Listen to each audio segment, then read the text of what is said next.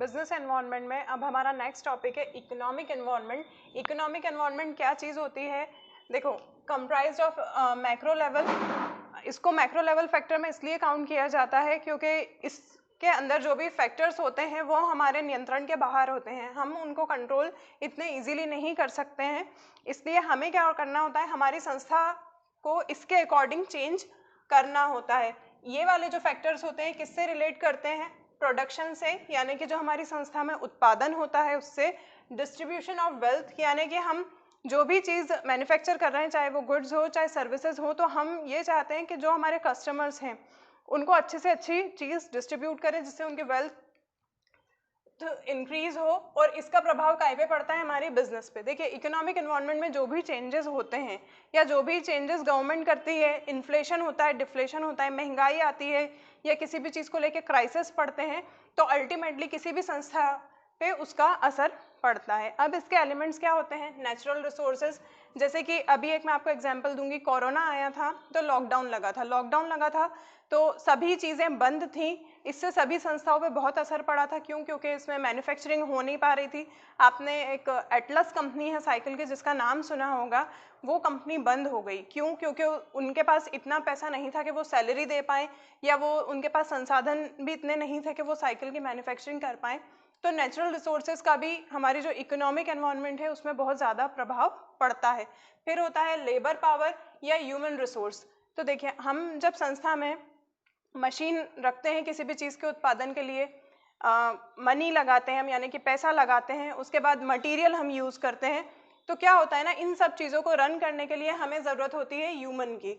यानी कि जो भी ह्यूमन होते हैं, जिसकी जो भी क्वालिफिकेशन होती है, उनको हम सही जगह पर फिट करते हैं, तो वो हमारा ह्यूमन रिसोर्स कहलाता है। और इनका बहुत महत्वपूर्ण रोल होता है उत्पादन में। मैन्युफैक्चरिंग जो हम करते हैं तो इसका बहुत इम्पॉर्टेंट रोल है। फिर उसके बाद कैपिटल फॉर्मेशन। जब उत्पादन यानी कि प्रोडक्शन बहुत अच्छी तरीके से होगा, अब प्रोडक्शन अच्छा होगा, सेलिंग अच्छी होगी, तो इससे होगा हमारा कैपिटल फॉर्मेशन, यानी कि हमारी संस्था के पास पैसा आएगा और फिर उस पैसे को हम यूज़ करेंगे हमारे और भी ज़्यादा प्रोडक्शन में यूज़ करेंगे, या हम कुछ नया इनोवेट करेंगे उसमें। फिर नेक्स्ट इसमें आता है टेक्निकल नॉलेज एंड इनोवेशन। देखिए, इकोनॉमिक एनवायरनमेंट में टेक्निकल नॉलेज और इनोवेशन का भी बहुत महत्वपूर्ण रोल है। जैसे जैसे टेक्नोलॉजी अपग्रेड होकर आती जाती है, हम भी हमारी संस्था में से जो पुरानी टेक्नोलॉजी की चीज़ें होती हैं उनको साइड करते चलते हैं। क्यों? क्योंकि जो नई जो भी इनोवेशन होकर मशीन्स आती हैं या और भी दूसरी चीज़ें या दूसरे गैजेट्स आते हैं, हम उनका यूज़ इसलिए करते हैं ताकि हमारा टाइम बचे, हमारी कॉस्ट बचे और हमें नया आउटपुट जल्दी भी निकल के आए और कम पैसों में भी निकल कर आए। फिर नेक्स्ट इसमें होता है बेसिस ऑफ मार्केट। हम जो हमारी संस्था में उत्पादन करते हैं या इकोनॉमिक पॉलिसीज़ रखते हैं तो वो मार्केट के अकॉर्डिंग रखते हैं। बहुत ज़्यादा महंगी चीज़ें अगर हम सेल करना चाहेंगे तो वो इसलिए भी नहीं हो पाएगा क्योंकि हमारे मार्केट में क्या रेट चल रहा है हमें ये भी पता होना चाहिए, मार्केट में किस चीज़ की डिमांड है ये भी पता होना चाहिए। तो उस अकॉर्डिंग हम हमारे मार्केट का जो होता है बिजनेस हमारा डिपेंड करता है मार्केट के ऊपर भी बहुत ज़्यादा तरीके से। फिर इसके सिग्निफिकेंस क्या होते हैं? तो business is an economic activity. Business को इकोनॉमिक एक्टिविटी क्यों कहा गया है? क्योंकि हम इसमें पैसा लगाते हैं। जब पैसा लगाते हैं तो हम उत्पादन करते हैं किसी भी चीज़ का, चाहे वो सर्विस हो चाहे गुड हो, तो अल्टीमेटली वापस से जो वो पैसा लौट के आता है, यानी कि एक तरीके से डिमांड सप्लाई वो मनी में भी होता है, वो प्रोडक्शन में भी होता है। अब कोई भी चीज़ का आप एग्जांपल लेंगे तो वो पूरी साइकिल ऐसे ही चलती जाती है, इसलिए बिजनेस को इकोनॉमिक एक्टिविटी भी कहा जाता है। और ये इकोनॉमिक एक्टिविटी से जो भी हमारी इनकम होती है फिर वो हम खर्च करते हैं। अब जब वो खर्च करते हैं तो वो पैसा जो होता है हमारी कंट्री में सर्कुलेट होता है, वो रोटेट होता है। इससे हमें हमारी कंपनी का फ़ायदा हमारे देश में भी होता है, इसलिए इसको इकोनॉमिक एक्टिविटी भी कहा जाता है। Firm is an economic firm. Firm को इकोनॉमिक फर्म इसलिए कहा जाता है क्योंकि उत्पादन क्षेत्र जितने भी हैं, जो हमारे देश में इनकम हो रही है, जो टैक्सेस वगैरह हम पे कर रहे हैं, वो इकोनॉमिक फर्म से भी हम बहुत ज़्यादा जो हमारे देश को है फ़ायदा पहुंचाते हैं। इनकम टैक्स दे के भी पहुंचाते हैं, जो इंडिविजुअल पर्सन पे करते हैं अपनी सैलरी पे, कॉर्पोरेट टैक्स के थ्रू भी करते हैं। कॉर्पोरेट टैक्स जो बड़ी बड़ी कंपनीज होती हैं वो देती हैं, तो इसको इकोनॉमिक फर्म भी कहा जाता है। और फिर दूसरी चीज़, जो डिमांड आती है मार्केट में वो भी हम पूरी करते हैं, उसके अकॉर्डिंग हम हमारे मैन्युफैक्चरिंग करते हैं, तो इसलिए भी इसको ये कहा जाता है। फिर नेक्स्ट आता है business decision making is an economic process. Business में जो भी हम निर्णय लेते हैं या निर्णयन करते हैं तो इसको इकोनॉमिक प्रोसेस इसलिए कहा जाता है। जैसे कि जीएसटी आया था, तो जो टैक्स हम लोगों ने इम्प्लीमेंट किया था, मतलब जो गवर्नमेंट ने इम्प्लीमेंट किया था, तो हमने उसके अकॉर्डिंग हमारी संस्था में चेंजेस लाए थे। हमने उस टैक्स को हमारी संस्था के अकॉर्डिंग चेंज नहीं किया था, क्योंकि वो पॉलिसीज़ जो होती है वो मैक्रो लेवल की थी, हम उसको कंट्रोल नहीं कर सकते थे, लेकिन हाँ हम हमारी संस्था को उसके अकॉर्डिंग चेंज कर सकते थे। ठीक है, फिर उसके बाद आपका इसी में नेक्स्ट टॉपिक आता है पॉलिटिकल एंड लीगल एनवायरनमेंट। तो पॉलिटिकल एंड लीगल एनवायरनमेंट क्या होता है, इसमें दो चीज़ों पे फोकस किया जाता है। Management of public affairs. देखिए, जो पॉलिटिकल पार्टीज़ होती हैं वो जो इंडिविजुअल पर्सन के जो भी मैटर्स या जो भी इश्यूज होते हैं उन पे फोकस करती है, उसको मैनेज करती है, और फिर इसी का प्रभाव काय पे पड़ता है, बिजनेस पे। अब जैसे कि हम रोड कंस्ट्रक्शन की बात करें या हम दूसरे और भी हॉस्पिटल की बात करें, एजुकेशन डिपार्टमेंट की बात करें, तो ये एक तरीके से इनडायरेक्टली तो नहीं, डायरेक्टली ये कनेक्ट करता है किससे, लोगों से, मतलब इंडिविजुअल लोगों से ये कनेक्ट करता है, और फिर इसका रिजल्ट हमें बिजनेस पर देखने को मिलता है। अब इसके फीचर्स क्या होते हैं, पॉलिटिकल पार्टीज क्या करती हैं, इंडिविजुअल्स वर्शिप।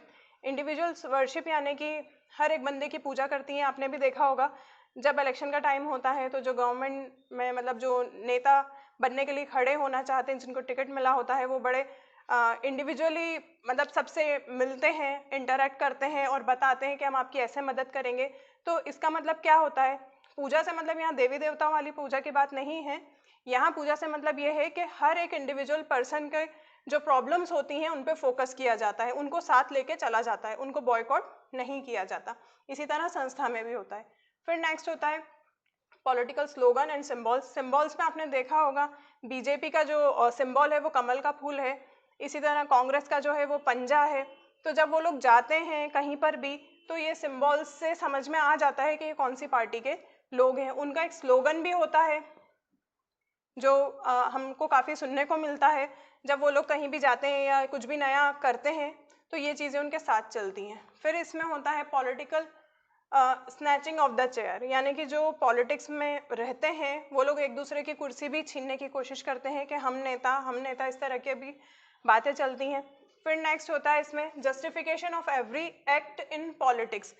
जब पॉलिटिक्स की हम बात करते हैं तो उन्हें हर एक छोटी छोटी चीज़ का जस्टिफाई उनको करना पड़ता है, उनको बताना पड़ता है कि हम ऐसा ऐसा करेंगे, क्यों करेंगे, इससे क्या फ़ायदा है, क्या नुकसान है जिसे हम ओवरकम करना चाह रहे हैं। तो ये चीज़ें अगर हम संस्था को लेके समझें तो ये चीज़ें संस्था में भी होती हैं, और हमको पॉलिटिकल और लीगल एनवायरनमेंट के अकॉर्डिंग हमारी संस्था को चेंज करना पड़ता है। जो कानून आते हैं, जैसे कि एक छोटी सी चाय की गुंठी भी खोलनी है तो हमें टिन नंबर लेना पड़ेगा, तो वो टिन नंबर आपको लेना ही पड़ेगा। मेडिकल अगर आपको ओपन करना है तो आपके पास लाइसेंस होना चाहिए, डॉक्टर होते हैं तो उनके पास भी लाइसेंस होना चाहिए। तो ये चीज़ें क्या होती हैं, ये लीगल एनवायरनमेंट में काउंट्स होते हैं कि जो नियम बने हुए हैं हमें उनका पालन करना है। इसी तरह फार्मिंग में भी बहुत सारी चीज़ें ऐसी हैं जिनकी वो फार्मिंग करते हैं तो उनके पास लाइसेंस का होना बहुत ज़्यादा ज़रूरी होता है। फिर नेक्स्ट आता है इसके एलिमेंट्स। तो द फॉर्म ऑफ गवर्नमेंट, जिस तरह की सरकार होगी उस अकॉर्डिंग उनके नियम चलते हैं, उस अकॉर्डिंग उनकी योजनाएं जो होती हैं वो इम्प्लीमेंट करते हैं, और उसी को पब्लिक को मानना होता है, और उसी को जो भी मैन्युफैक्चरिंग फर्म्स होती हैं या एजुकेशनल डिपार्टमेंट होते हैं या जो भी संस्थाएं होती हैं तो उनको गवर्नमेंट के अकॉर्डिंग वो नियम सारे मानना पड़ते हैं। फिर the strength of the opposition. देखिए, जब पॉलिटिकल और लीगल एनवायरनमेंट की बात आती है तो अगर कोई कुछ बता रहा है और उसकी बात से कोई सहमत नहीं है तो उनके अंदर इतनी स्ट्रेंथ यानी कि पावर भी होना चाहिए, ताकत भी होना चाहिए कि वो उसका अपोजिशन कर सकें कि हम आपकी इस बात से सहमत नहीं हैं। फिर नेक्स्ट इसमें आता है सोशल एंड इकोनॉमिक लॉज, यानी कि जो समाज के कानून बनाए हुए होते हैं या इकोनॉमिक लॉज जो होते हैं कि जीएसटी की दर जितनी है हमें उतना ही टैक्स देना है, तो वो हर संस्था को, हर इंडिविजुअल को वो पे करना है। हम इसमें कुछ भी नहीं कर सकते सिवाय इसके कि हम उस चीज़ को अडॉप्ट करके अपने जो इंटरनल एनवायरनमेंट है उसको चेंज करें, क्योंकि हम एक्सटर्नल एनवायरनमेंट तो चेंज करने से रहे। फिर आता है पॉलिटिकल स्टेबिलिटी। अगर पॉलिटिक्स में जो भी पर्सन है और उन्होंने बहुत अच्छी तरीके से काम किया है तो उनकी जो प्लेस होती है वो स्टेबल हो जाती है, स्थिर हो जाती है, वो काफ़ी टाइम तक उनको कोई हटा नहीं सकता है। ठीक। फिर नेक्स्ट आता है impact on the policies. Political and legal environment का इम्पैक्ट इकोनॉमिक पॉलिसीज़ पे पड़ता है, क्योंकि जैसे सरकार आती है वो अपने नए नियम लाती है, उसकी नई योजनाएं आती हैं, तो इससे अल्टीमेटली इकोनॉमिक पॉलिसीज़ चेंज होती हैं और इकोनॉमिक पॉलिसीज़ से हमारे बिजनेस में चेंजेस आते हैं।